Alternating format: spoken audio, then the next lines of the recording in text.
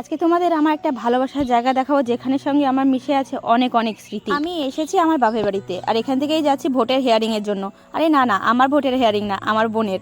কিছুদিন আগে ওর 18 বছর পূর্ণ হয়েছে, আর এখন ওর ভোটের হিয়ারিং হচ্ছে। কত বড় হয়ে গেল না, দেখতে দেখতে এবার ভোটের হিয়ারিংও হয়ে গেল, আর এবছর কলেজেও চলে যাবে। যাই হোক, চলে এসেছি আমাদের গার্লস স্কুলে। এখানের কথাই বলছিলাম। এই জায়গাটায় কিন্তু প্রচুর স্মৃতি মিশে আছে আমার। অনেক অনেক ভালো লাগার দিন কাটিয়েছে এই স্কুলে। কিছুক্ষণ দাঁড়াতে আমার বোনের কাজ মিটে গেল, তারপরে চলো দেখাই আমাদের গার্লস স্কুলটা ঘুরে। জানো তো, এই স্কুলে কিন্তু প্রথম দেখা হয়েছিল তোমাদের দাদা ভাইয়ের সঙ্গে আমার। ফার্স্ট আমাদের মিট হয় এই স্কুলেই। এই দেখো আমাদের পুরো স্কুলটা কত বড়, অনেক অনেক বড়, আর অনেক বড় একটা মাঠও আছে একদম মাঝখানে। এইখানে না ঢুকে একদম ছোটবেলার যে দিনগুলো কাটিয়েছে স্কুলে সব মনে পড়ছিল। আর তোমাদের দাদা ভাইয়ের সঙ্গে দেখা হয়েছিল যে দিনটায়, ফার্স্ট যে দিনটা, সেটাও মনে পড়ছিল। কথা বলতে এখনো মন চায় সেই দিনগুলোই ছুটে ফিরে যায়, কিন্তু এখন আর উপায় নেই।